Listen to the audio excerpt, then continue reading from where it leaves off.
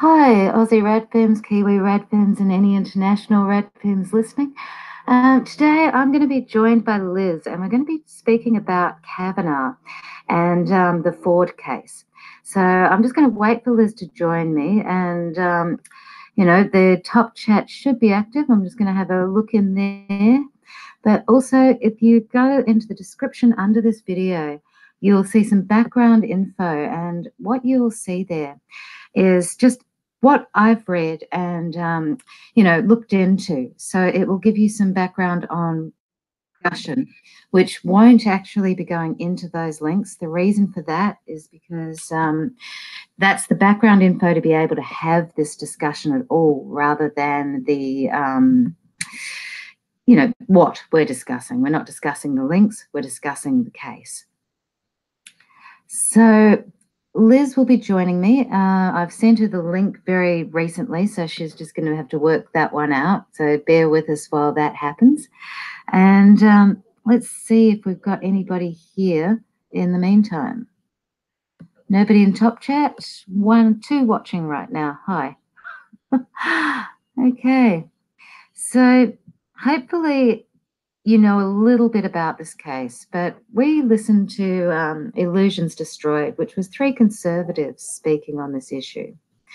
And they came from a position where one person backing Ford, one person backing Kavanaugh, my mistake, and 2 people saying they don't know what whether Kavanaugh is guilty or not guilty.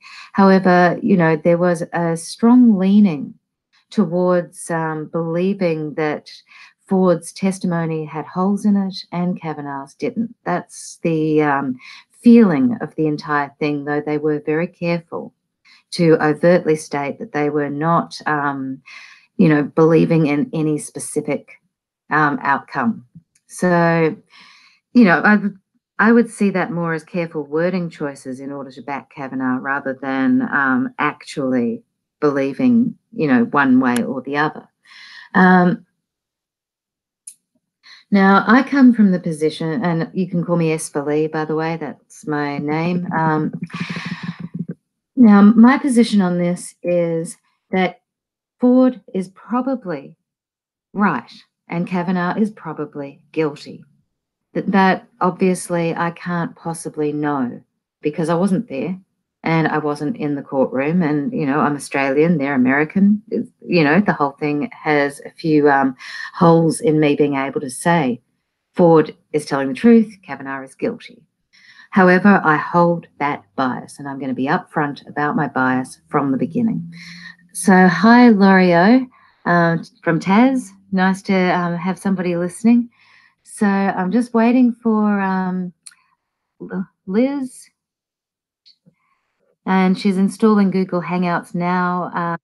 Just sent the link, so she's communicated with me what's going on there. One of the conservatives that was speaking used to be a radical feminist, and she sort of joined radical feminism somewhere around 2 years ago. And for a year, she was very strongly, into the radical feminist theory, learning, and Hello. She was. Oh, hey, how are you doing, Liz? Good. Can everyone hear me? I can hear you. I'm assuming everyone else can. I'll have a look in top chat and see if anyone wants to answer that question. L'Oreal, can you hear Liz? I'm here right now. Yeah. Oh, well, either way. I can hear you, so I'm assuming everybody else can. Okay. Yeah. I was just giving some background information on one of the speakers in the conservative stuff that's been going on, in that live stream, and how she was a radical feminist for about a year, and then seems to have had this rapid shift from radical feminism to very, very conservative views. And I think you might know a bit more about that than I do, because I really only caught up with her views in the last few days.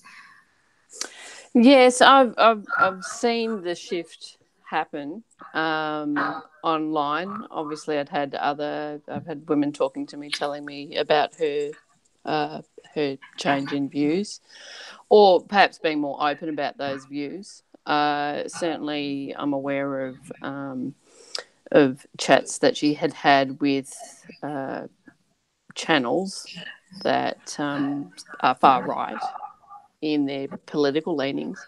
But it seems to have really amped up from what I can see in the last couple of months. The views that I'm seeing aren't at all feminist, and she's quite clear in saying that she is no longer considers herself a feminist. But a lot of people are somewhat surprised by this. This isn't something new. But yeah, there's definitely not a feminist lens to what's going on here in terms of the Kavanaugh hearings. Right. Yeah. Yeah, I was actually surprised, because I've seen a lot of women say, look, I don't want to call myself a radical feminist, but I share a lot of opinions with radical feminists, so I like to be included in, some discussions on shared topics. So it looks like with this particular, now right-winger, previous radfem, that the only thing that she could possibly have in common with any radical feminist is possibly a gender critical attitude. However, I also seen when I looked back through some of what she had said, that it wasn't necessarily gender critical so much as just outright nasty. Yeah, well, there's a difference between gender critical and basically gender traditionalist, and all the views I'd seen come from Tasha had been gender traditionalist and not gender critical at all. And I think people are misusing the term gender critical and applying it where it isn't applicable. So just to clarify for anybody listening, like gender traditionalist would be more along the lines of only one man and one woman getting married to have babies with him at the head of the household and her following his lead. Is that the description? Yeah, that's it. That's exactly what I'm talking about. And also, pink for girls, blue for boys. Certain, behaviours are okay for girls, but not for boys, and vice versa.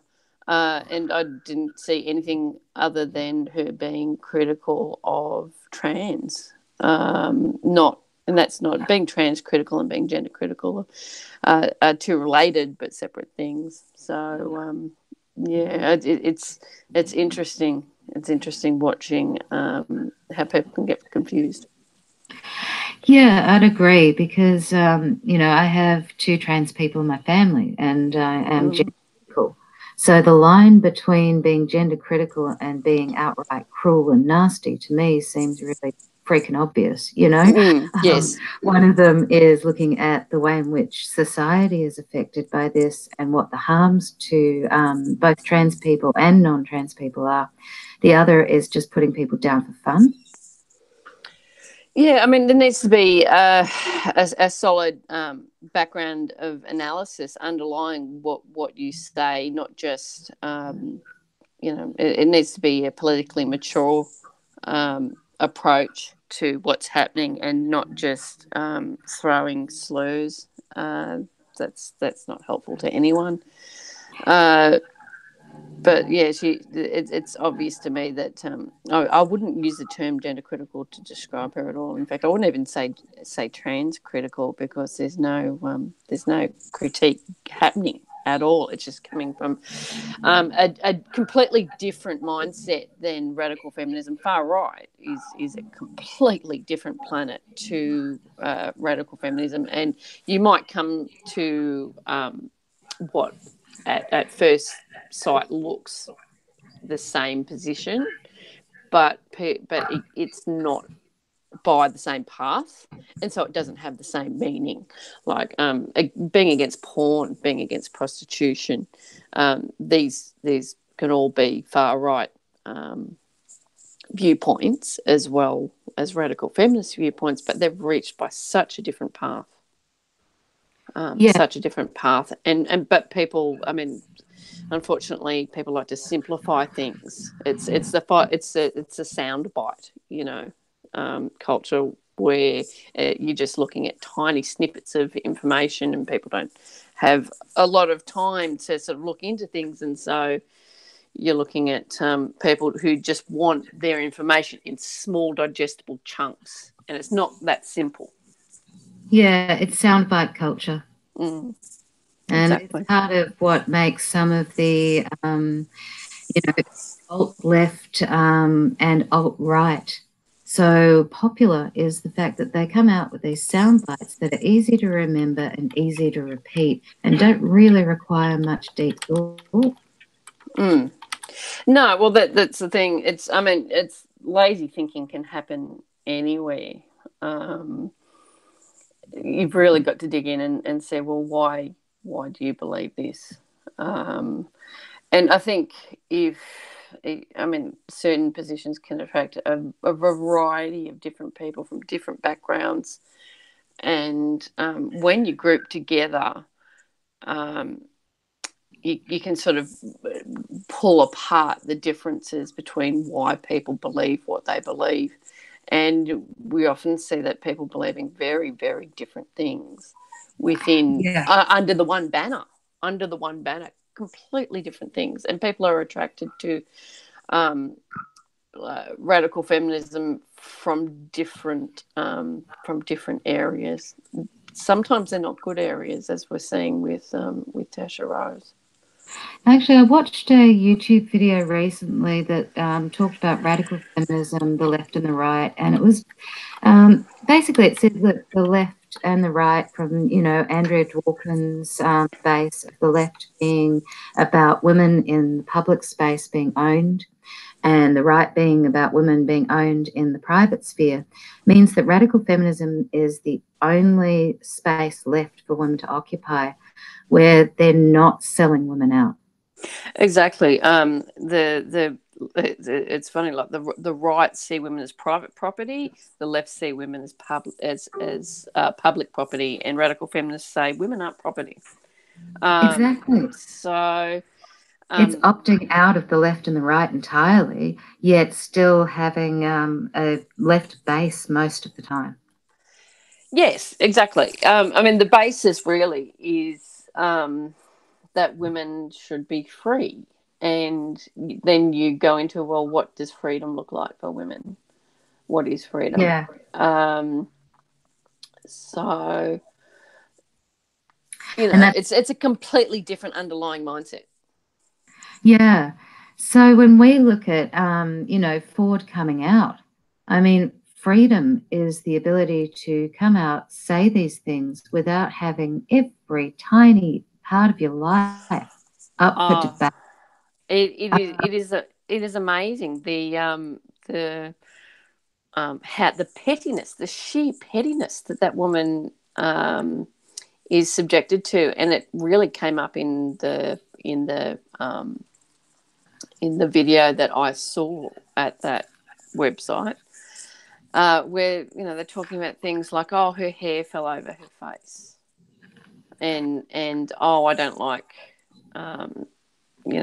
just petty things like that, and fear of flying. Well, lots of people have fear of flying, and sometimes people can push through it, and sometimes people can't. And it's really sort of like all these side issues are brought up that are irrelevant. And it's a very difficult thing she's doing. She's under huge, massive pressure. People don't look at the way she holds herself while she's giving her testimony, and they completely and utterly don't get the socialization that she's having to push through to do what she's doing. This socialization, from what I've read, her parents were both Republicans. So you're probably looking at a very conservative sort of background. She would be socialized to be acceptable in that conservative background, and in that background, women don't speak up. Women don't speak up, and very rarely they're not encouraged to speak up. Everything that they have taught pushes them in the opposite direction and makes them blame themselves if anything happens to them. Particularly if this is coupled with any kind of religion, and it could be, 99% of religions on the planet would fit into the category of stifling a woman's sense of justice and, saying, oh, no, it must be my fault. Oh, absolutely, absolutely, and you can see that in we're in the commentary on the video that we both watched that Tasha was in, where they're saying, "Oh, well, she shouldn't be." They shouldn't be. What was she doing where she was? Why was she having alcohol? We have to remember that she was a 15-year-old girl, and Yeah. I think that 15-year-old girls haven't they've shown in studies that the human brain is not fully developed until around 21, and I've seen as high as 23. And in turn, Okay, I've seen it as high as 25. wow, yeah, so 25, that's huge. And you're talking about 15. So at the minimum, you're looking at 6 more years of development, up to 10 more years of development. And the areas that in particular aren't fully developed are the areas that are associated with risk perception and risk Yes. management. That's And what I read. That it was 21 for risk management, but for being able to nut out long-term consequences of choices now was up to 25. yeah, and that really doesn't make sense. I mean, anyone with a teenager knows how terrifying it is to see their child think that they're 10 feet tall and bulletproof, because they don't have the ability like adults do to assess risk. They don't. Yeah. Yeah, look, I remember being 14 years old and thinking that I knew everything about me. And I, Oh, you do. And you can remember thinking that as well, thinking things like that as well. And you look back and think, oh my God, I was an idiot. And this is why it's so necessary for children to be stage of protected. development. Yeah, it's Yeah. everyone. I mean, any parent should know about child development. So we're talking about a 15-year-old girl. And you've got to remember Yeah. that 15-year-old girls are getting very mixed messages as well. Yeah. And I noticed when I was watching the Illusions Destroyed video that Tasha was setting herself up as like the good victim and Mm. Ford as the victim. And this is like a dichotomy that radical feminists have gone into a lot of depth about, whereby the good victim is the person who didn't make bad choices, who didn't do anything that could be questioned later. So, like Tasha was saying, she didn't go to parties and get drunk at the age of 15. She was a virgin. She hadn't done all this flirtatious stuff with boys or with girls, that she had done the right things. And questioning Ford with, well, what was a 15-year-old doing at a party? What was a 15-year-old doing around alcohol? And, when I was that age, I was the bad kid. I was the kid who made the bad choices. I'd smoked hash and done drugs at that age. Mm. You know, it wasn't about whether I was a good person or a bad person. It was about the environment in which I grew up and the lessons learned up to that point in time and the developmental space of the mind of a 14, 15-year-old kid. Yeah, and people have different levels of experience as children while they're developing. So, I mean, there are no two 15-year-olds are going to be the same. And the thing is with Tasha talking about, you can see that she's saying, well, I did everything right. I did everything that my culture tells me to do in this situation. I immediately told someone, and I immediately reported it. And she's saying, she's making it quite clear that she did everything that she could have done right. And Yes. she's saying, even then, no one listened to me. The person who did it was not held accountable. And so even when she did everything right, the person wasn't held accountable. And she's saying I'm perfect. But instead of extrapolating from that and going the next step and saying, okay, well, there's something seriously wrong with the culture that can happen. Instead of doing that, she focuses on Ford and saying, well, she didn't do the right thing. And you can see she gets quite animated. You can see Tasha gets quite animated when she's doing this. And to me, it's almost like, well, if I'm not going to get justice, then why should you? Which Yes. which is a pretty ethically bankrupt position to take. It's an utterly bankrupt position to take. And this, she's saying this was 27 years ago for Tasha, and so it was 35 years ago for Christine Ford. So, I mean, we're looking at different times. We're looking at 1982, and 27 years ago, we're looking at 1992, something like that. 19, do my maths, 1992, 93, something like that. But the Yeah. culture, what she's showing is the culture hasn't changed. The culture Yep. hasn't changed in a massive way. Yeah, and this is why the whole Me Too movement has sprouted now, is because as much as we've had legal changes, we haven't had societal changes to actually act on those legal changes. No, and the other thing I'd like to note as well is like back in 1982, and also for Tasha as well, they didn't have internet, didn't have Yeah. mobile phones, didn't have social media. And what that also means is that the chances for predators of being caught was so much lower, because these days you've got digital footprints, you've got mobile phone towers that are collecting information showing where people were and who people were talking to on mobile phones at times. And you can see in the Steubenville rape case that there was a huge trail of evidence, because there were boys uploading pictures to social media. There were boys having conversations using mobile phones. They could track locations using mobile phones. There was somewhat of a wealth of information for investigators to tap into. And this just was not the case in 1982.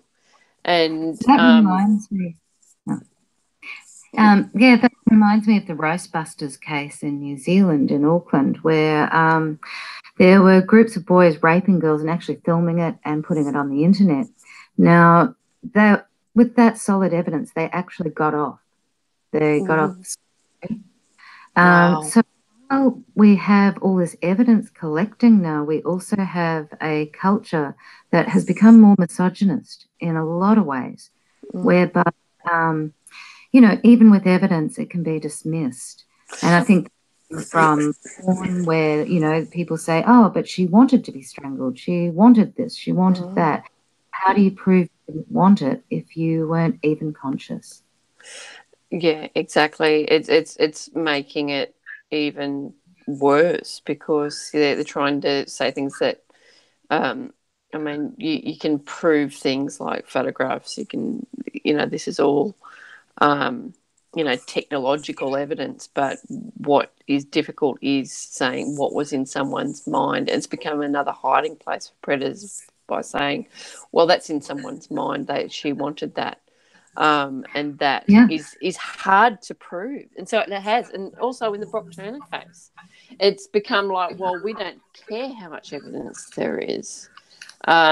These boys and men are still going to be let off. Yeah, and that's what happened here. The people representing Kavanaugh wanted to place 5 pages of his calendar diary in this evidence. Absurd. And then when they went through the calendar diary, what they found was all of the parties that he'd attended were in there as well on other pages. They didn't want to, submit those for evidence, though. And some of these parties were described as beach parties, exactly as Ford had described. Yeah, and exactly, and the other thing is that, and Christine Ford also put this in her evidence, was that she said that these parties were sometimes spur of the moment. Yeah. So it may have been that it didn't make it to the calendar. That wouldn't be unusual. No, it wouldn't be. I know And as a kid, I used to write stuff down, but not everything. no, not at all. And it's such flimsy evidence. It really doesn't mean anything. I mean, that's not. I mean, I'm amazed that his calendar from then actually made it into the conversation at all, because it proves nothing. And it shouldn't be forgotten that she passed the polygraph. Yeah. I've heard polygraphs are incredibly difficult to beat. They're very difficult to beat. Yeah. You have to have training to be able to beat them. And it's because people are capable of beating it with that training that usually not admitted as evidence. However, I very much doubt that there's many people who have had that training. Yeah, it's I mean, This would be like spy stuff. Yes, yes, exactly. And the saying, "Oh well, we believe she believes it." Now the thing is,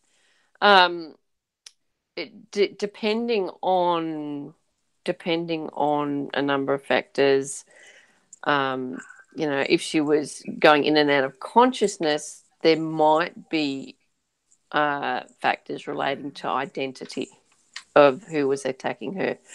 But given that she'd had one beer, that's not going to really cause much of an effect at all. So how they could try and say, oh well, it was someone else that did it. I mean, it's just, it has not been noted anywhere amongst anyone who treats survivors that they have much difficulty certainly in cases where they're not incapacitated by drugs or alcohol, and one beer is not really relevant identifying. There's a sort of situation where she knew the person previously. She's not going to make a mistake over someone that she's met previously. This wasn't in a dark back alley, so to speak. This was in a house with someone she already knew. She knew that there were 4 people present. She could name 3 of them. One boy she didn't know.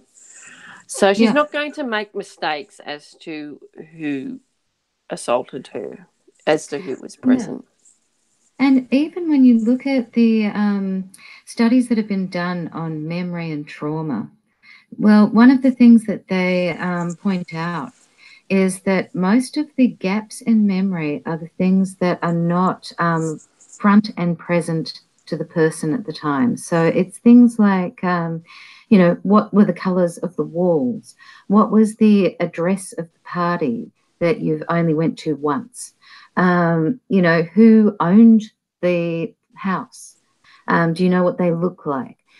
The things that will be remembered are, what physically happened to the body that was painful. That will stand out more than something that was not painful. The face of the person right up against your face is going to be more prevalent to you than what color hair they had. There's a lot of details that do get lost, but the mind fills in the blanks. And so sometimes it will go with what the mind most logically thinks. when Tasha was saying, I remember vividly every detail, this and that and the other thing. Mm. And when she sits outside of human, what she actually remembers will be a mixture of absolutes with the mind filling in the blanks on areas Yes. that are a bit more foggy and vague, because that's just the way all human memory works. Yes. So I found that really lacking in understanding of trauma and basic human memory for even non-traumatic events.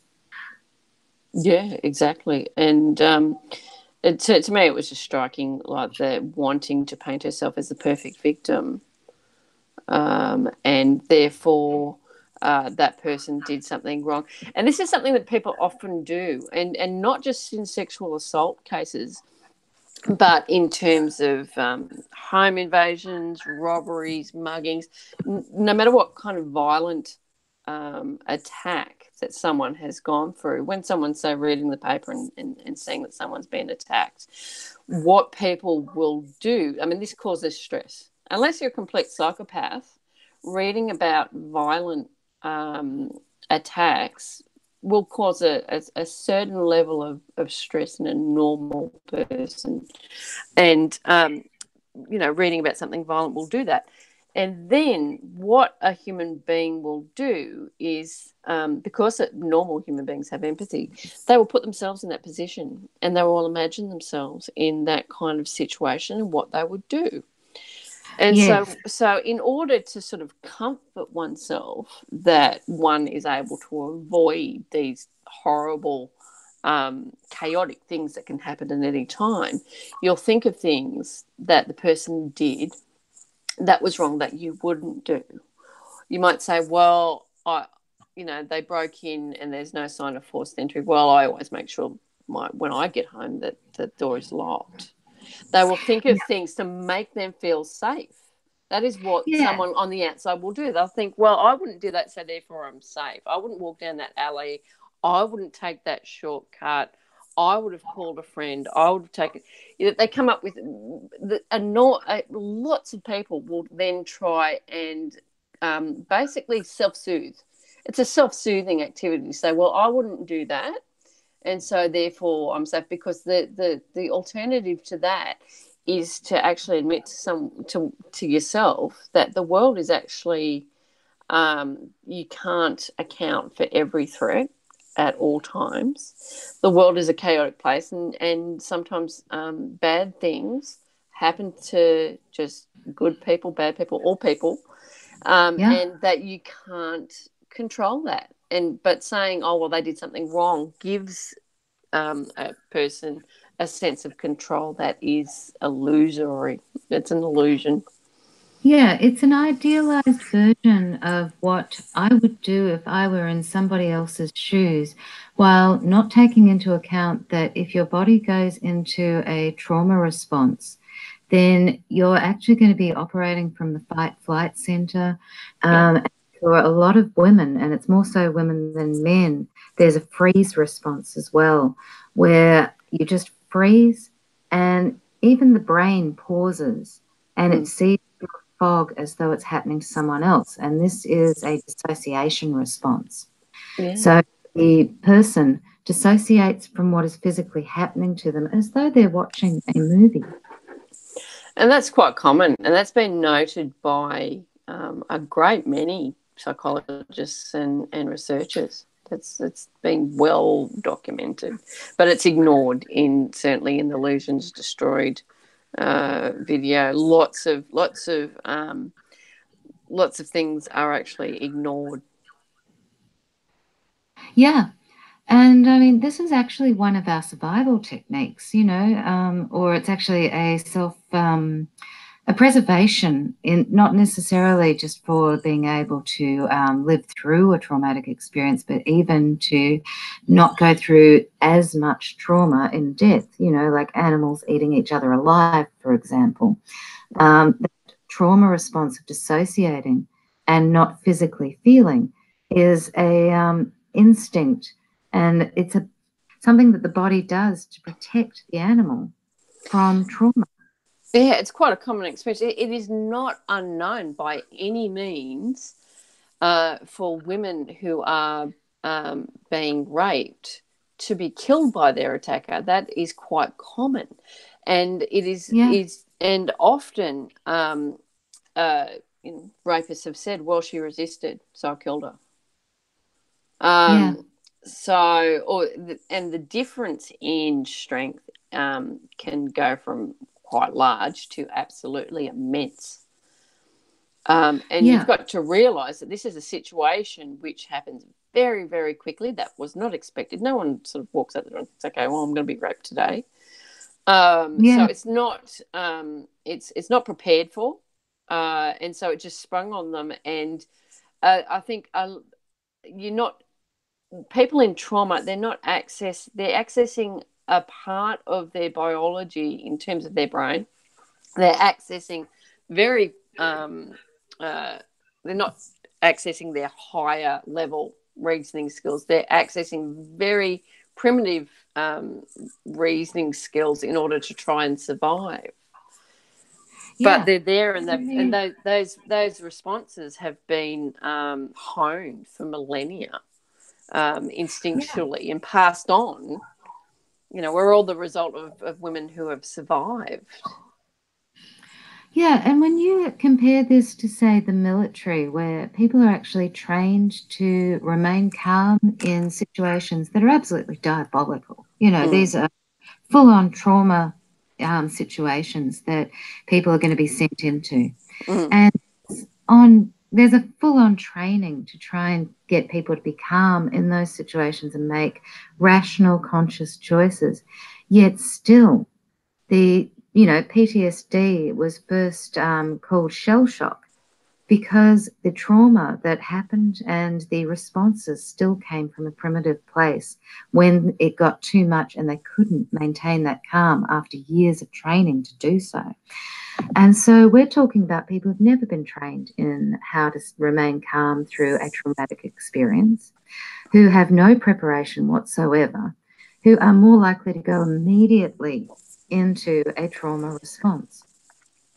And we should remember also that after this incident, you've got a child, a 15-year-old girl, trying to figure out where to go from there. And that's where her conditioning steps in, and what she knows about the world steps in and says, well, you're going to get into trouble. Because what our culture says is you did something wrong. It is first going to the first person under the microscope is going to be her, and she knows that. Instinctively she knows that because she would have received those messages since earliest childhood, from possibly absorbed them subconsciously. And now it's like, well, you went there, you had a glass of beer, and she knows that she will be, she will be put under the microscope. Well, exactly like Tasha said, what was a 15-year-old doing at a party? What was a 15-year-old doing drinking? Yes. Now, this 15-year-old would have absolutely known that those are the first questions that would have been asked had she told anybody at the time. Yeah, and the thing is, they're doing exactly what adults would do to a 15-year-old girl, and then flipping it and saying, well, she should tell someone straight away. Yeah, and why tell someone straight away when you're 15 years old and you don't want to get in trouble because you're already traumatized? Exactly. I mean, you're putting a child in a no-win situation. There's expecting a child to act like an adult, and to actually know what to do, and to foresee what's going to happen with disclosing. That you expect them to pull out the crystal ball and know what's going to happen with this disclosing. And what they would fear is that that they can disclose, this would make the trauma much worse, that she will disclose and no one will believe her. And at the same time as believing her, also say it's your fault. this is a no-win situation. So the decision to then turn around and go, okay, well, I'm going to minimize the trauma and not tell anyone. There's a reason that most girls do that. There's a very good social reason for doing that. Yeah, there is. And I mean, having a look at the very height of Me Too on the internet, where it was trending on Twitter, in Queensland, there was that case of a 17-year-old who had sexually abused a 6-year-old. And this had gone on for 3 years. And he actually admitted guilt in a court of law and got community service and now I don't know the name of it, but it's where for 3 years, if he didn't commit another crime, he wouldn't end up with a criminal record. Wow. Now, a 6-year-old whose publisher has admitted guilt to sexual abuse for 3 years can't get justice. What the fuck chance does a 15-year-old have? Does an adult have? Yeah, absolutely none. And it's not as if women and girls don't understand this. Women and girls understand this very well. And it is we this see it around us all the time. And it's this social fact that is absolutely ignored in the video, that the Illusions Destroyed video. It's completely ignored. Yeah, there was no analysis of how the mind works, how trauma works, what happens to a person during and immediately afterwards and long term, the societal factors, and the messages that people are brought up with. And this isn't just girls, it's boys as well, We all get the same messages. And for girls, it's an internalizing of misogyny. And for boys, it's an externalizing of misogyny.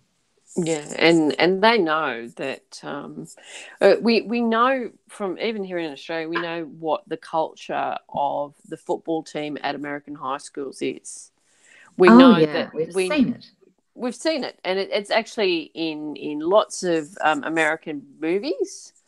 You can see it in the Steubenville case, where in America, if you are a male who is on the football team, who is what they'd refer to as a sports star, then you can get away with a hell of a lot. And the culture amongst these boys is that they back each other up. They back each other up because they all have something on each other, and they are encouraged to behave the way they behave towards girls and young women, because then everyone in that grouping, in that pack, is has something on someone else, and so there is strong pressure to not say anything because they all have something that they don't want out, and they cover each other to the hilt because it's a self-protective. They're in the pack. And being in sporting training young boys and young men for sports in group sports, that training is there anyway, that you back up, you are part of a team. You are part of a team. Also, I think the what is learned about masculinity by boys is that it's in opposition to femininity. Don't be a girl. So, differentiating oneself and getting the, man title is the put down of the feminine and of girlhood, of womanhood, and being as far opposite to that as possible. And you can see it in music videos where, the guys sit back and they expect the women to be dancing around them and catering to them. And it's, then they call them hoes and bitches and whores and sluts and the rest of it. It's a power dichotomy that one is above the other. And the only way that you can be perceived as a real man is if you take that power position. Yeah, and also in the sporting arena, they refer to their opponents using slurs and telling each other that they're going to rape the other team. They're going to rape them, and they're going to make them their bitch, and all the things that they say. So it's not just, you're not looking at that's a different, that's this higher level of socialization that is institutionalized in those American high schools, and it goes on to colleges, and where you have organizations that are you know, I can't think of the word, but ex-graduate sort of institutions that support the sporting teams. And these boys are learning to support each other no matter what each other does, and they then support each other no matter what, in terms of the old boys networks that they make in the teenage years. They make those old boys networks there, and that then goes on to when they enter the workforce, where they support each other, and it's really a sociopathic sort of setup where people outside of that group, it doesn't matter what you do to them. There is no ethics. There is no empathy. There is only the team, and the team is a subset of males, white, heterosexual, upper-class males.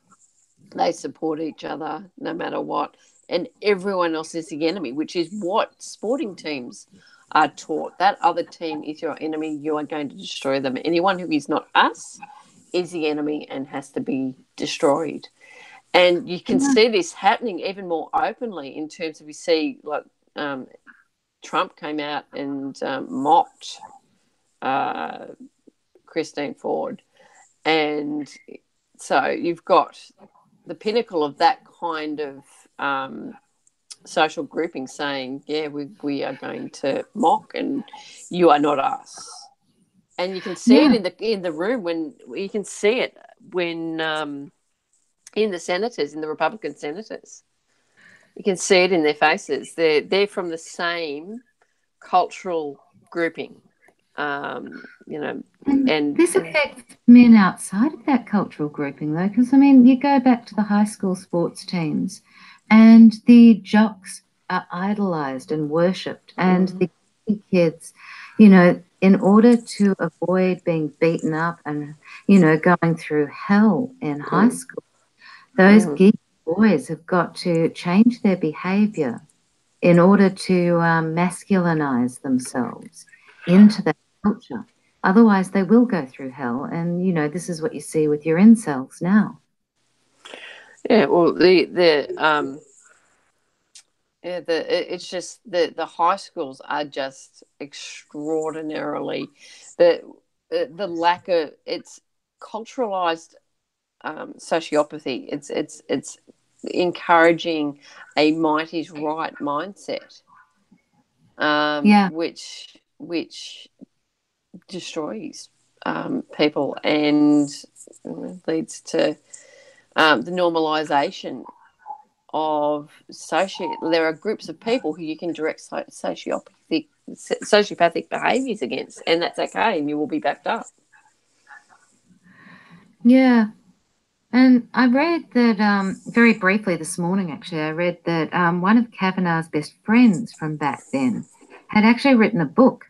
And in this book, it was about the drinking culture that they'd had, and a game that they referred to as Triangle. And now people are trying to say that Triangle is a drinking game. However, other people have pointed out references in this book over and over again where it is two boys and one girl in a threesome. Now, whether that is consensual or non-consensual hasn't been established, because in the book, just something that happens. So, whether consent was there or not isn't even explored. But it shows that they did this on a regular basis. Yeah, absolutely. And And the kind of things that made it into the yearbook, like the Renate alumni, and so many boys had this written in the yearbook. Now, obviously, they couldn't really spell out in a yearbook because it probably wouldn't be published what they meant by that. But when looking at what the culture was like and is like, it's very clear that they're not, it's not an innocent reference at all, and it's the way that came to be known about was the woman who was referred to, Renate, had actually been approached to give a character reference for Kavanaugh, and then of course this comes out, and she realizes that all of these. I'd have to guess that she didn't know that they were saying, calling themselves Renate alumni, and she finds out that they were referring to her in this way. I mean, the implications are obvious. Yeah. And she obviously then was very upset. But they have it's like they're all trying to say that what's happening in plain sight isn't actually happening, and it's actually it shows a very arrogant mindset. It's like a teenager saying, "No, I didn't drink beer," and there's beers missing from the fridge, and there's an empty beer bottle under the teenager's bed. But teenagers will lie, and be quite obvious, and even when being found out, they will sometimes barefaced lie, and it's that sort of very it's a mixture of arrogance and immaturity to say, what's blatantly obvious isn't the way. Sorry. Oh, I was just going to say, adults do it too. It's the "but I did not inhale" scenario. Yeah, exactly. It's, and you've got lots of people who are around at that time saying, "Well, no, this is not what that's meant," and yet they're still sticking to their story. So they stick to their story and back each other up, no matter what the outside says. It's a sort of pack animal sort of mindset. Yeah, I read that, going back to where you're talking about Trump making the statements that he did and the conservatives laughing at it, and Christine Ford, had said that the worst bit was them laughing. This was the thing that was indelibly burned into her mind. And apparently Trump went off script in that bit. And part of the result of that is actually what helped Kavanaugh and this investigation, which was cut off to something like 2 weeks instead of having anybody who's interested in, the fact that a full investigation was denied. But, part of me wonders, did he go off script, or did he decide beforehand, if I back Kavanaugh here and show a closed ranks, is this going to, help him and get him into this position so that we can overturn Roe versus Wade? I've got a feeling that while he may have gone off script from the script writer's point of view, but I don't think he just did it in the spur of the moment. I think he planned it,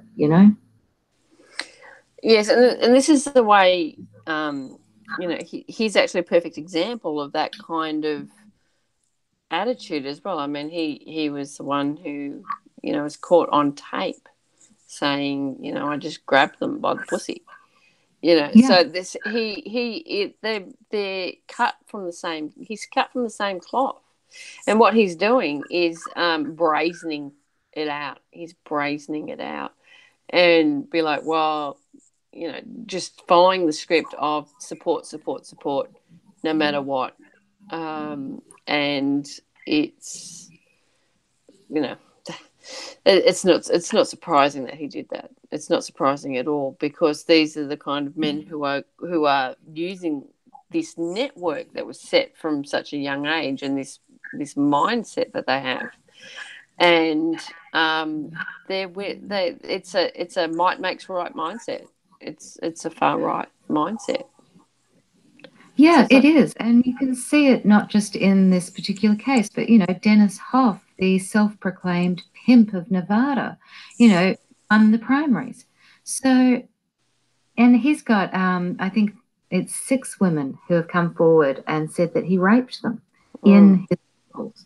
But this is, it's an illness running through not just American politics. I mean, we could point out, Australian politics here as well. It's an illness running through Western politics at this point in time.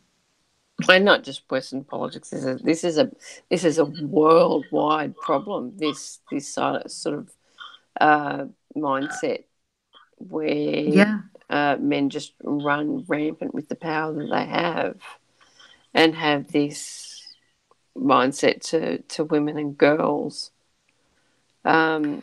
It's just this is actually on the TV, and we're seeing it on the TV, and the difference is women are actually starting to talk back to that, and starting to expose what is happening, and say, well, there's something wrong happening. And part of the pushback is the video from Illusions Destroyed, where you've got victim blaming, you've got a woman trying to clearly siding with the men because the men have power, and that obviously, and women side with men partially because it makes them feel safe, because they're on the most they're on the side with power if they side with the men. And if they can convince themselves that that other woman who was raped or attacked or whatever was somehow in the wrong, that actually it's quite sick. But they can convince themselves that that they're more safe because that woman did something wrong, and it's not a useful reaction. It's no useful response to this sort of societal sociopathy as practiced by these men. And I wonder, why is it that when it comes to positions of power, and not just national power, in some cases international power, like I would say with the United States, it's international power because they are the world's superpower. They influence other countries en masse. So why is it with these positions of power, men aren't asked to stand down while an investigation is going on to either clear their name or to find them guilty? Whereas if you or I were accused of any crime, then we would be asked to step down from our jobs. We'd be asked to either, take leave during an investigation, or to step down permanently, depending on what the allegations were. Yeah, I mean, seeing, you can see the social, you can see the social conditioning in conservative right wing responses, where it's rally around the men and support the men no matter what. It's like it's almost like it is like a sporting thing. Like, this is my football team, and I will support them no matter what. And if the referee is and I will want the referee to not see my team doing something wrong. It is very a very, I don't know, primitive response to how to run a society where you've got people who are acting sociopathically being supported, by the masses. And like a football team or any kind of sports team that's hailed by, the high school and all the other kids looking up to them as the cool kids, there's this untouchability. The rules do not apply to them in the same way as they apply to everyone else. Yeah, I mean, exactly. The rules don't apply to some people. It's Yeah. completely undemocratic. That the less empathy, the less humanity, the less morals or ethics someone has, that they are elevated and they're making decisions. Yeah. And this is scary when you see, sociopaths essentially, reaching positions of power. I mean, I think they did a study where 20% of CEOs meet the criteria for ASPD, which is what is it? It's basically psychopathy. That's 20%. They think that psychopaths make up about 3 to 5%. I think it might be 3 to 5%. I'm not sure of the population, but they make up 20% of CEOs. So really, the society needs to be sort of really pulled apart when you've got 20% of people with no empathy. Okay, I've just looked up ASPD. It stands for Antisocial That's Personality what I'm thinking Disorder. about. Antisocial It's, personality disorder. Yep, that's what yeah, it I think it's an is. umbrella term for a few different specifics. So it's a cluster of mental disorders that range from sociopathy, psychopathy, and lacking in empathy and the ability to read socially. Yeah. Yeah, So, and then of course you've got people being CEO, these psychopaths being CEOs, and then it becomes they're running society, and then you've got big social problems, big yeah, social problems, because and what I read was that these sociopaths have a greater ability to gather resources and to and to elevate themselves because they're not held back like normal people by scruples, by ethics, by empathy for other people, and that gives them a it gives them an edge in getting what they want. yeah. I've just read in Top Chat, L'Oreal Taz has given statistics, and it's 1 to 3% of all males are psychopaths, and about 0.3% of females are. And she's read that with CEOs, it can be as high as 30% of them, though Wow. going even 20% is just ridiculously high. I mean, 1 in 5, shit. But it sort of makes sense that people who rally for positions of power are those with the least amount of empathy and the greatest ability to do whatever, irrespective of fallout, to get there. Exactly. And what's also noted about sociopaths is they generally have very high intelligence. This is something that's been said again and again. You have psychopaths who are sometimes even at genius level, so they're Yeah, very intelligent. They're also very charming. They I'm sure can they they are. well they can be because they learn. Um, they're standing from I think a perspective away, not getting involved in emotion, and they learn what gets them what they want, what they learn, what behaviors and what things to say to get them what they want, and so they can be It's very a tool in charming. the arsenal. It's a Yeah, tool in the arsenal of manipulation. exactly, and they know that normal people are empathetic. Um, uh, Ted Bundy. I mean, he knew how to use other people's empathy in order to um, get access to victims. He would go out and he would be on crutches in order to also, in order to sort of reassure women who he tried to abduct that he wasn't a threat, because he would have the appearance of being physically sort of handicapped by being on crutches, like having something which stopped him from being as strong as he was and as capable as he was. He wasn't. So he did that, and he knew that he could prey on the empathy that these young women had for someone who needed help, who was on crutches, needed their help. He was very good at accessing victims by appearing to be less dangerous than he was. He knew how that, and they do know that, and they say it.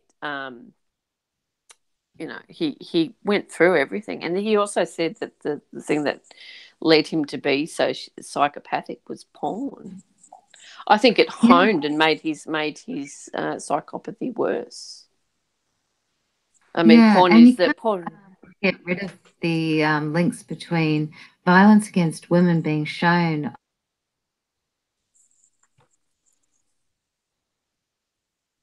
on in images and set up as though this is a sexual gratification thing. Mm. There's nothing more powerful than coupling an orgasm with violence in order to solidify it as normal. So it can't be divorced from culture, because you don't step out of your bedroom or wherever you happen to be, out of your sexual experience into the world and have an absolute separation between the two. One affects the other. Well, the thing is here, they're giving themselves a reward. They're giving themselves a chemical reward that happens in the brain, and it's reinforcing the behavior. It's reinforcing the behavior, and it's if you look at who psychopaths go after, if you look at their victims, most of the time it is females. And who is the group that is marked as being worthy of being victims? And it's always females. It's at 99% of the time it is females.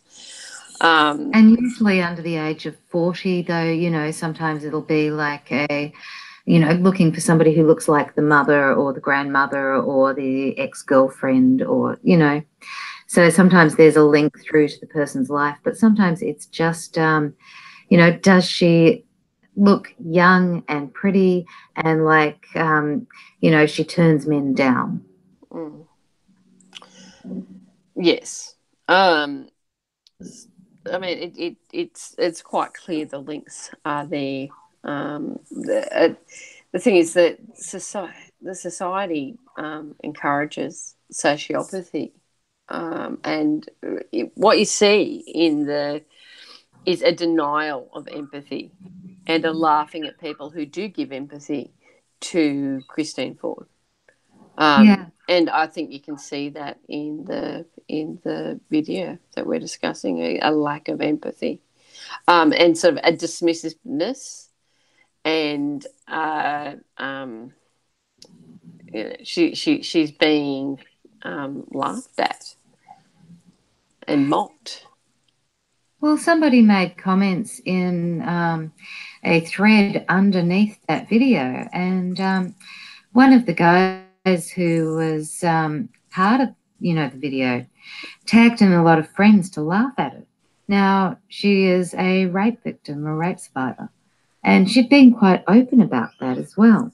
So there it was again. It's not just in the video, it's in the comments under the video. Wow. And also calling in, and this is sort of like you've got these men sort of talking to each other and bonding over. They bond. It's bonding over women being upset and in pain and laughing, and it is it's quite a sick underbelly that is really being exposed. It's always been there, but it is really being clearly exposed. Yeah, and why is it that we have this weird societal belief running across all media, under comments and in actual media as well, where people say, oh, she must be lying, he must be telling the truth, that women have this natural capacity for lying, whereas men have this natural capacity for truth telling. And if a man is, potentially capable of rape, he's not capable of lying about it. Mm. I mean, I mean, how illogical can you get? yeah, the lack of logic is really incredible, absolutely incredible if you break it down. Um, yeah, Yeah, absolutely. Like, do we expect that rapists are all going to go, oh, yes, that I did that, and I'm just going to plead guilty immediately? It's utterly illogical to believe that a person who is capable of violence is capable of lying. absolutely, absolutely. Of course, they're going to lie about it. I mean, it's the lying was going to come very easily to someone who has such a lack of empathy that they're going to be violent or they're going to attempt rape. I mean, that's nothing compared to doing that. Lying about it. Of course, they're going to lie about it, and the stakes are so huge. And look what ended up happening. He ended up being confirmed. Yeah, he got away So with it. In yeah, fact, he got a lot of publicity. Conservatives now than he did prior to this. So he's actually gained out of this. yes. Well, and what message does that send? Yeah, That sends a big message. Just don't admit to it. Um, the his friend who was also present was not um, was not made to testify at all. yeah, Um, so he was let off on his behaviour in the whole thing, and he now has a massive position of power, particularly over women. yes, particularly over Roe versus Wade, because the person he's replacing was a swing voter, whereas he is not. He's No. hard right, Mm, and that would tip the balance, whereas it was 5-6 in favour of, Roe versus Wade. It would now be 6-5 the other way. And that is very significant. There's a lot of mm. motivation to have set this up to ensure that he got in. Yeah, and that's very scary. That I mean, this is a war It is. fought It's over absolutely. women's bodies, over women's bodies. Um, it's Kids as well. I mean, kids are going through puberty younger and younger for a lot of different reasons, and there's no way they're at an emotional or mental maturity to be able to handle that. no. So, and the message that they're getting from people in the highest echelons of power is it doesn't matter who is right and who is wrong. All that matters is who has power and who doesn't. Yeah. And you're putting women in a situation where they cannot win. They cannot win.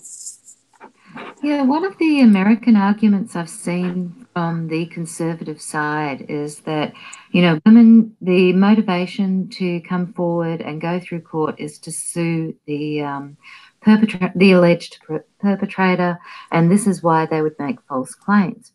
Now, in New Zealand, there's no suing. You can't actually sue somebody who harms you. Yet the same, she's not believable, she's lying, she's making it up, he's believable, he can't have done it. That same narrative is there, despite the fact that there can be no suing and thus no financial payoff. So, when you look at that, and the false rape claims are around the same. It's, around 2%, and it's lower than false murder claims. Yet, the big difference of the payoff isn't there. And it really negates that American argument that women are only doing it for the money. Oh no! I mean, if you look at the number of there's that graph which shows, I think, either 100 women, or might show 1,000 women, where you've got this tiny, tiny number of men who actually end up having jail time, and not particularly significant jail time either. Not particularly significant, because if you look at Brock Turner, how long did he spend in jail? God, yeah. It wasn't much. It was 3 months, wasn't it? 3 months. Yeah, I think it was 3 months. I'm remembering. I think it was 3 months, and yet he would be in a graph. He would be one of the very few figures which would be put down as having served time. Yeah, and it's such bullshit, because 3 months for what he did with 2 witnesses who confirmed that, yes, in fact, he did do this, it's a tap on the wrist. And it didn't stop him from his, future, the future that they all needed to protect, So, and she will live with this for years. Yes, exactly. And the judge that let that happen. And here we're talking about a judge. So it's rapists and people and men who knows what their backgrounds are, but they certainly come from that area of very privileged on every axis imaginable. They're privileged on every axis imaginable, and then they're also coming from that milieu where you've got the men all backing each other up. They're coming from that social grouping, and they're deciding. These are the men that rape victims have to face in court. These are the men that are meant to give rape victims justice, and they don't. Yeah. And repeatedly they don't. This is what I don't understand, is why are the men who don't rape, who don't beat, allowing them to be hidden, the rapists and the beaters, allowing these guys to be hidden amongst them? Why aren't they standing up and saying, not in my name, I do not behave like this, I don't accept other men behaving like this, and I don't accept it being normalized, as though these guys haven't done anything wrong when they have? Where are they? Yeah, they're not anywhere to be found. Yeah, I mean, look at the men in the Illusions Destroyed. Yeah, I know. They're backing. They were like, well, And they were very careful to say, we don't know what happened. We don't know if he's innocent or guilty, if she's telling the truth or lying. However, then they went to back up Kavanaugh and to undermine Ford in their narratives, while continually saying that they don't actually have a bias, which was bullshit, which is why I activated my bias at the beginning of this. I believe Ford. Yes, I mean, I believe Ford too. I think anyone who looks at the facts would have to believe Ford, that she has nothing to gain from this. Where does she go from here? It's an incredibly difficult thing she did, to go up in front of all those cameras. That courtroom just filled to the brim with cameras and with men who are there and aggressively questioning her on this.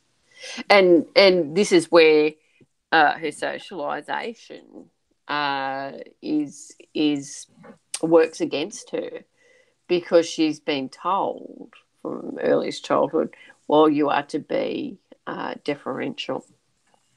You are to be deferential to these men. And she would have known that the whole time through that, she would not have been able to express emotion, not anger, not pain. Oh, no. She would have had to have remained as calm as possible. Anything that could possibly have triggered her, she would have had to have had, ways in place of trying to bring herself back to the present moment, to be able to maintain a reasonable, or what is considered reasonable for a woman, demeanor in order to be able to be at all believable. And even then, that's going to be questioned. Whereas Kavanaugh could behave like an absolute fucking shithead and, scream and yell and, say my life's destroyed by this, which was a load of crap, without any comeuppance at all.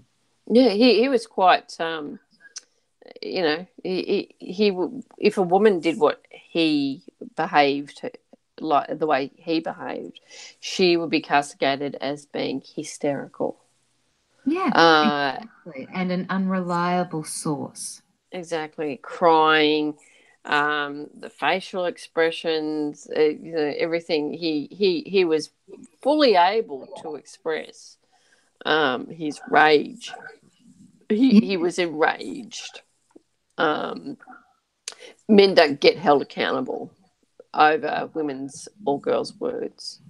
And that men aren't taught to expect to be held accountable over the words of women and girls.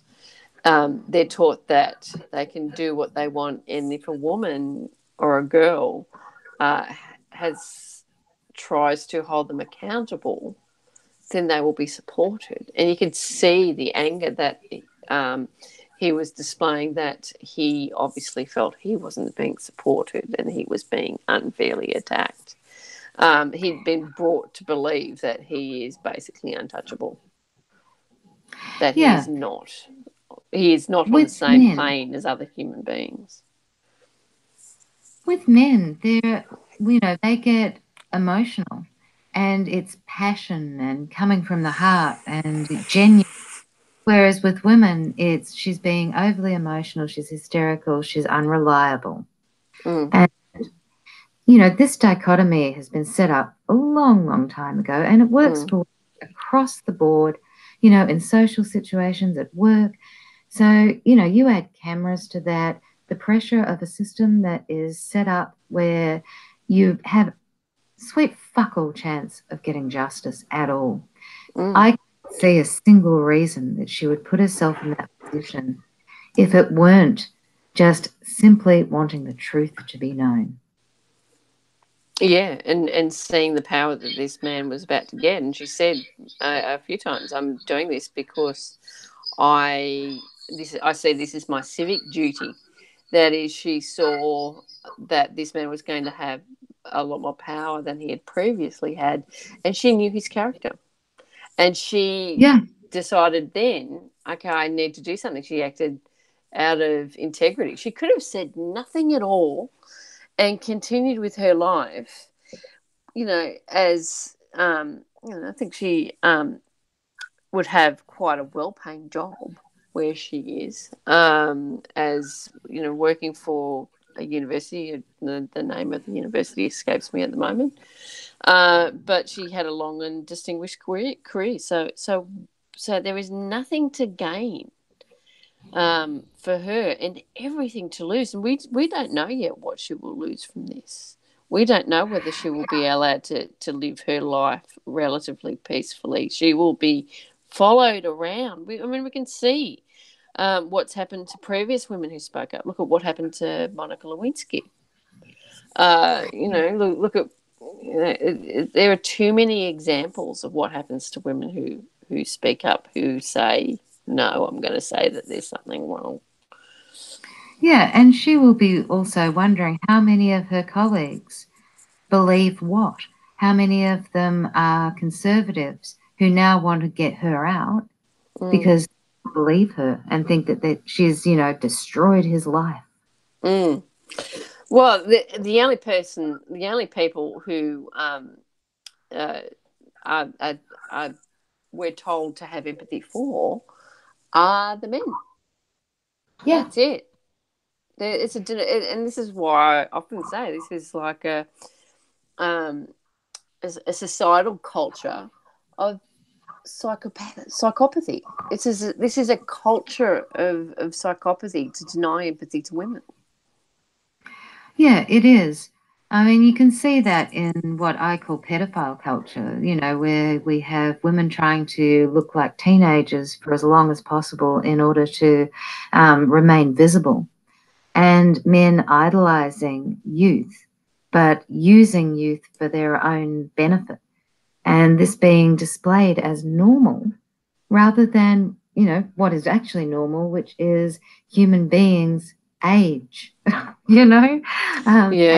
it's sex is quite. actually something that you've become closer to who you are more, into your 30s, 40s, 50s, 60s. You don't know who you are as a teenager and in your early 20s on that level, and you're more likely to have many experiences that were not, sexually fulfilling in those earlier years, because that's part of self-discovery. So why are we idolizing that as the pinnacle?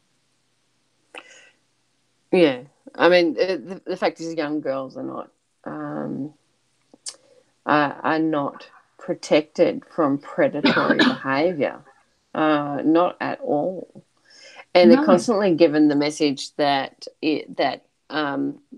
males preying on them is okay, in various ways, in various subtle ways and overt ways, and they are taught that their bodies are not their own.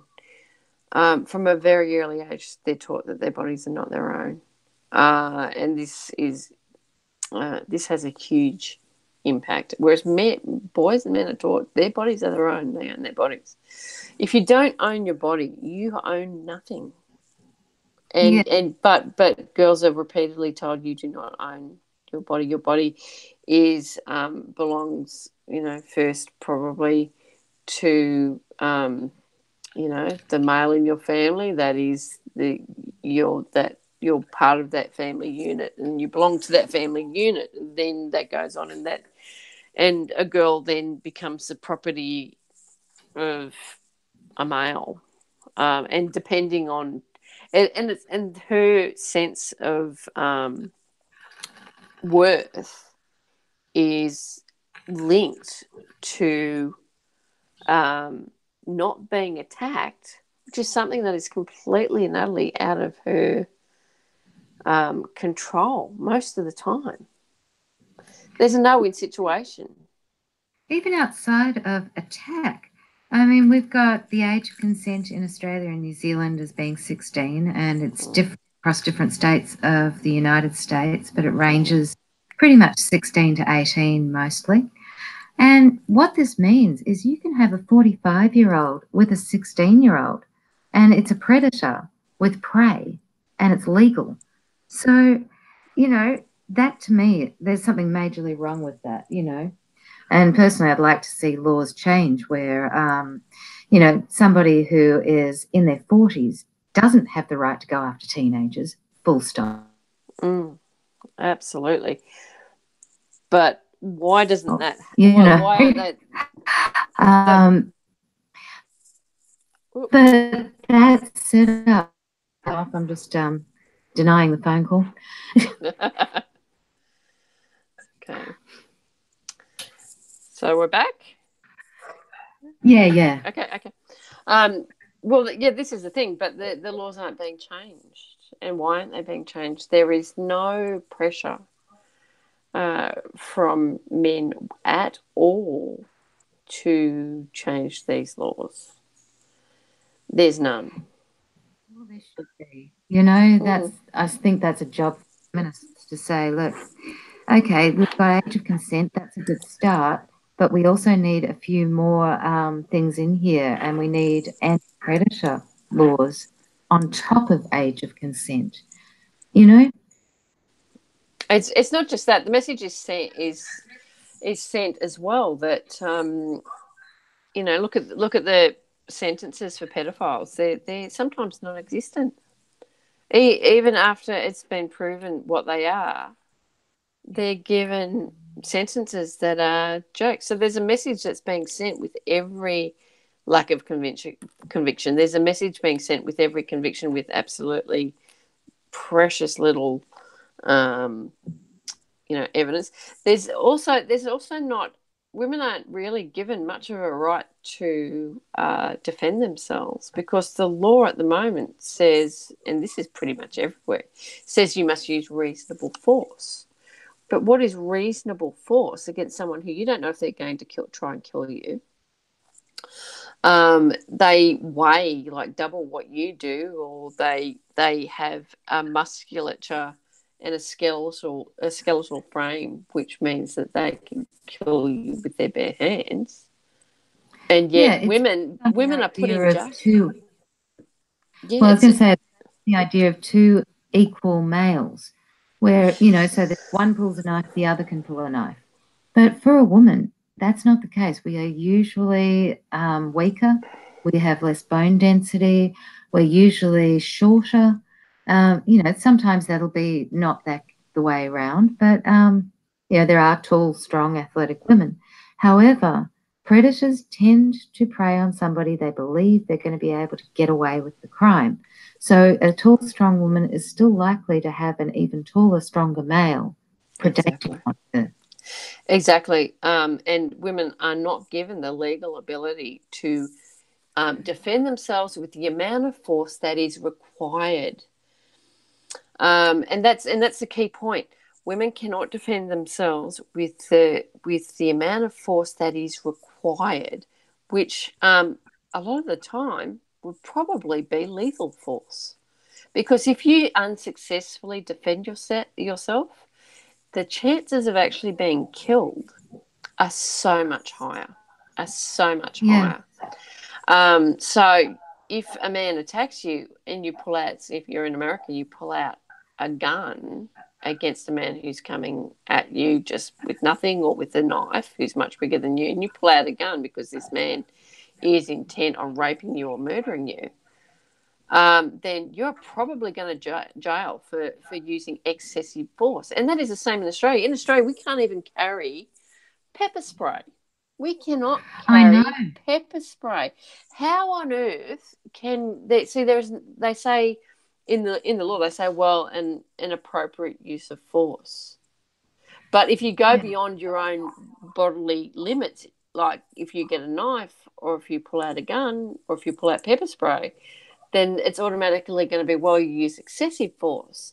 And so there is no right to self-defense. And I think this is often missed in a lot of discussions on women's ability to defend themselves. The thing is, if men feared death, if women um, consistently every time they defended themselves using a knife, using what was necessary to defend themselves, then men might think twice, knowing that that woman does not have the prospect of 20 years or life in prison for just defending herself.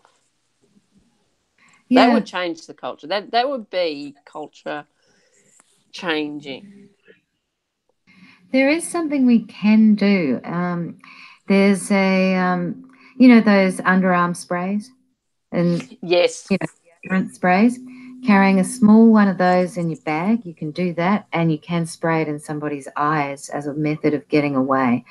As much as it's still puts you in at risk of so-called excessive force.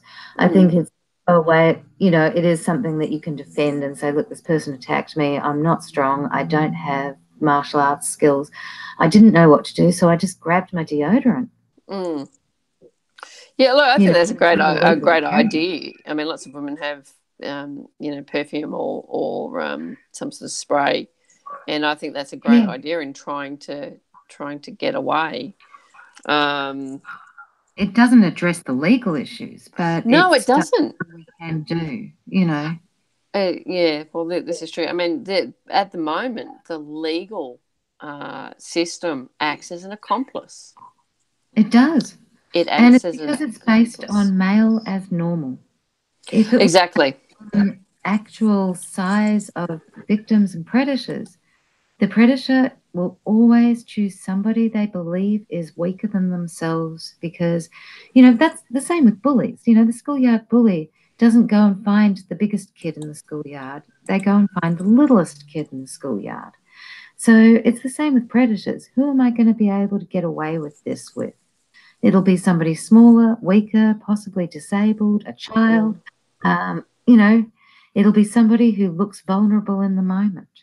Mm. And yeah, exactly. They picked the timing very, very carefully, and so I mean, someone, depending on how someone is going to defend themselves, they would have to be very careful, like how much in terms of using a spray in someone's eyes. They would have to think, well, how quickly, how much time does this give me? How much time does this give me to go away, to get away from my attacker? So, yeah, I Yeah. mean, obviously, self defense training is an optimal idea in terms of what to go for. And even that's got no guarantee. I mean, the attacker could be a black belt in some kind of martial art. You just have no idea. But yeah, self-defense skills are at least better than no self-defense skills. That's true, but I mean the big problem is at the legal level. The legal level. Yeah. Oh, Um, absolutely. um, because I mean you can no one can really defeat the law. I mean the law is has power to put you away for the rest of your life. I mean and women are from a very young age taught that it's not ladylike to fight, which brings us back to gender.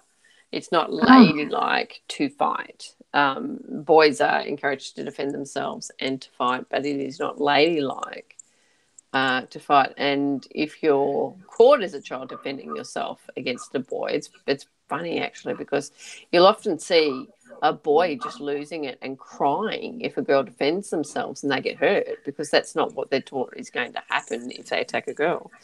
yeah. And so it's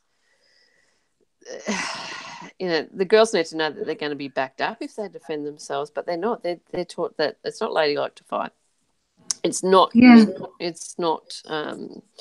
They're not told that they have a right to their own bodies. So it's a huge issue. It's a huge issue that isn't really being. I mean, in the mainstream media, the mainstream media, it's not really being. Look, it's not being examined honestly. No, it's not.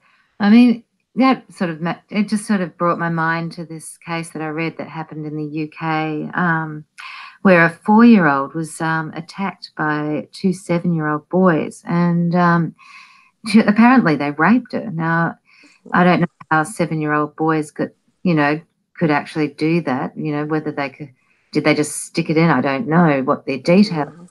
But, the teacher, a teacher was in the yard looking around, came over and saw the girl with her knickers around her ankles, and told the boys to go off, run off and play, and told her off for having her pants down, and said, "You don't do that. Wow. That's not behaviour." And she told her mum, and her mum, went to the school, and that's now a court case going on as to what the school's responsibility was. That the automatic belief that it must be her that was doing something wrong, rather than looking at a power dynamic of two older boys and a 4-year-old. Exactly, and this is an adult that's showing lack of empathy for this child, and the girl is bad, and the boys are good, or the boys are Yeah. blameless, or nothing is their fault. Nothing. They're not held accountable for anything. It's like they're just seen as like this is just what they do. Yeah, And and this is a wide normalized. mindset that goes as young as 4 years old. So, Mm. we all know this. We know we've got shit all chance of being believed. Oh yeah, and we will be blamed, despite the difference in size and strength. And in her case, she had two boys preying on her. Yeah. It just boggles the mind. The lack of empathy that you can show towards a 4-year-old girl, Yeah. and from an adult, not just from the two. So the two boys, attacked it, but then the adult then went and compounded it. And what it's going to take is to change that in schools is it's going to take a lot of money. It's going to take that girl's family getting a six-figure payout, and it's going to take the principal of that school losing their job because the teachers aren't trained to respond well, to respond appropriately to sexual assault. It's going to take that teacher losing their job for not meeting their obligations. When you're dealing with a sociopathic culture, the only thing that's going to rein that sociopathic culture in is consequences. The only thing that stops psychopaths is consequences. That is, they're picked up by the police and they're put in jail. They lose because no psychopath wants to lose. No psychopath wants to be put in jail. No psychopath wants to lose money. So really, what's going to have to happen comes from the top down. But the top is, we've got judges who are part of the problem. Part of the problem. Yeah. And I think that's where this thing of we have to actually apply the rules to the top like we do at the bottom rungs. So, when there are allegations of crime, a serious violent crime, they should be automatically pulled from any of these positions. Maybe they can reapply later if they're found not guilty. But, at least that much. Yeah. I mean, it would take a lot of people who, a lot of people who have somehow managed to get positions of power in that sort of society to actually show integrity and be willing to lose things and be willing to give up things in order to take on this entrenched culture. So it takes people in positions of power showing integrity, people who aren't actually completely lost in terms of empathy, and it's going to take a strong ground roots movement of people to say, well, this is ridiculous. This has to change. We also need to start boycotting things. Like we've got actors who have gone to jail for, beating other actors or musicians, celebrities who have been caught as pedophiles, who are still allowed their celebrity status. And society absolutely boycotts anything that a rapist, woman beater, child beater, pedophile is a part of, then not giving the message this is unacceptable behaviour. They're not. And people, and the thing is, psychopaths getting away with this sort of behaviour sends a message to everyone. It sends a message to other predators, and it sends a message to their victims that this will not be punished adequately, if at all. And we can't really rely on begging the top to deal out the justice. It's really groundswell starting from the bottom where we say, I will not support this man because. Absolutely. It will take. I mean, great movements can start from very small groups of people. Very small groups of people can make huge change. Yes. It doesn't have to be a massive group. It takes a small group of active people to make huge cultural change, and it can start in small areas. But what can then happen is you've got this small group of people working together in their tiny little patch, making things better, and then you see other people. It just starts from there. It starts from there, and people see, okay, well, that's working for that small group of people, and you've got someone else somewhere else saying, well, that let's copy that. Let's copy that resistance that they're doing. Let's find out about the methods they're using, and let's work it in our own backyard. Yeah, this is why I feel like radical feminism is the only real way to go because, like we just as an example, we've got this liberal feminist run Reclaim the Night in Melbourne. And the first thing that they've done is put out a notice, no swerves, no turfs. And realistically, we're talking about what? Reclaim the night so women don't get attacked on the streets and feel like they can get from point A to point B and just generally, normally live life. mm. Yet these women over here, that's the kind of fucked up politics that's never going to work because it's saying, I'm only fighting for women I agree with. I refuse to fight for women as a class. Women as a class, we're talking about half of humanity. Yes. Half of humanity. So to say, well, no one who they have all these sorts of names for women who, and this is just the most latest version. There's all these names for women who set boundaries. They called us witches. They called us, bitches. They called us all these different names. And the Sluts, way this, hoes, whores, yep, swerve, turf, yep, yep, yeah, yeah. off it It's goes. every generation has a new term for a woman who basically sets a boundary and says enough, no, um, and yet, And they become the undefendable class. exactly, and they're the ones who are difficult. They're the ones who are difficult, who are going, oh no, um, these people, they're horrible, and they cast women who say no, often for other women, and often for girls, and often for women who perhaps don't have a lot of resources backing them, and they misrepresent women who say no as being the ones without empathy. It's an incredible reversal. Oh, and the other reversal of saying that they're the ones causing the problem. And it's like, Oh no, yeah, the problem is that this event occurred, not that the woman stood up against it. yeah, exactly. It's incredible. It's like, um, the problem isn't that this event happened, that the woman's talking about it, which is, of course, exactly what we're seeing with Ford and Kavanaugh, where Ford is the woman who's causing the problem,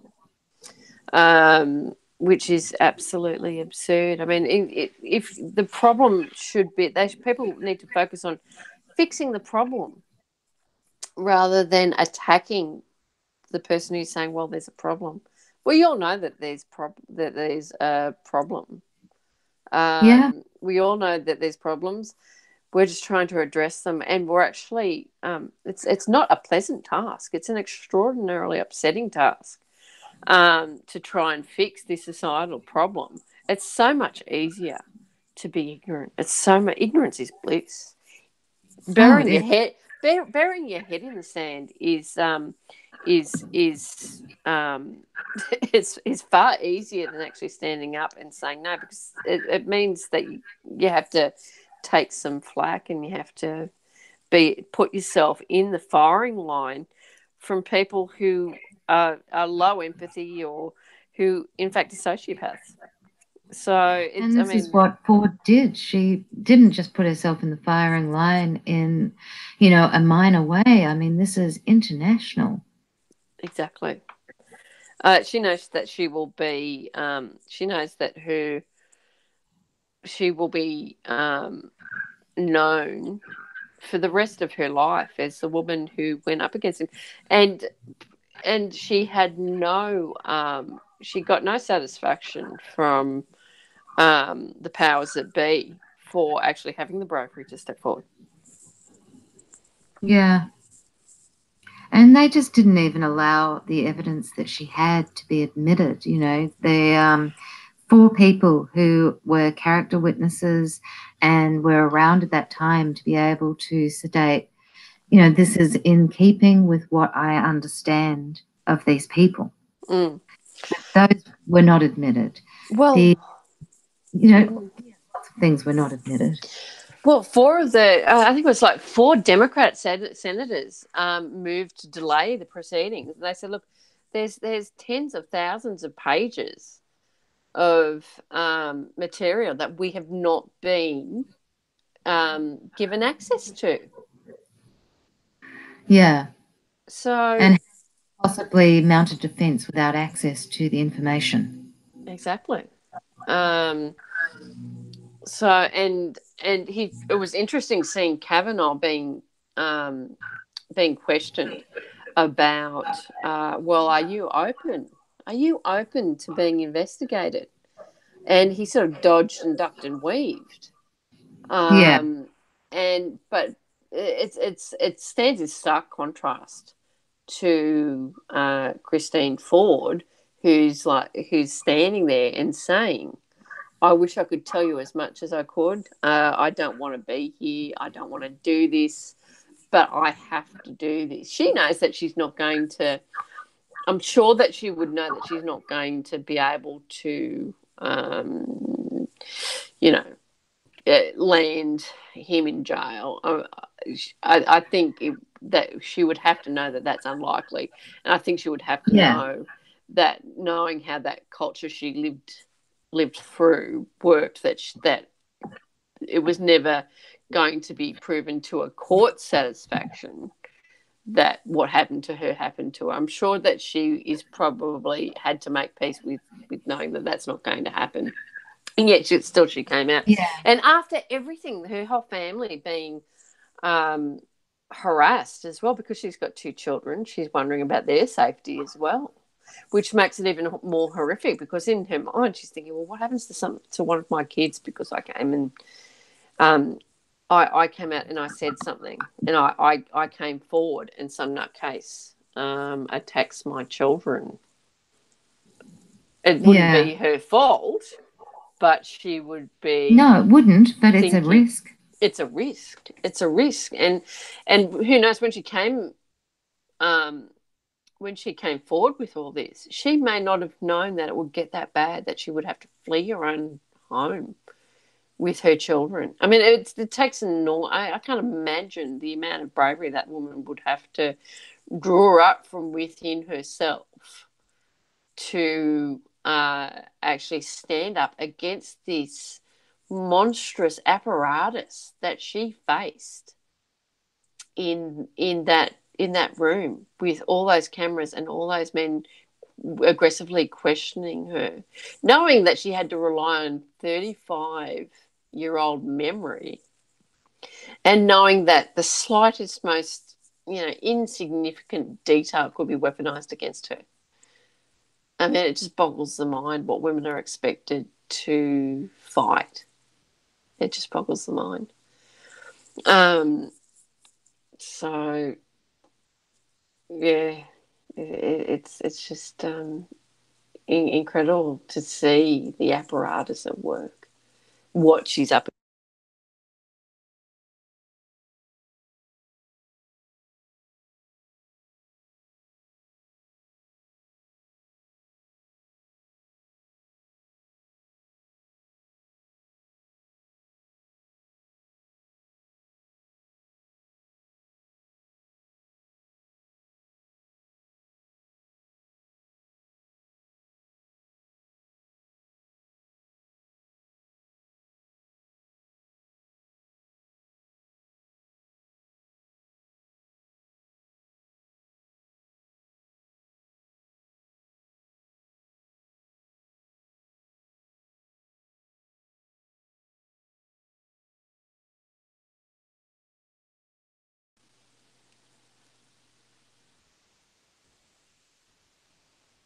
I'm not sure if I'm on right now.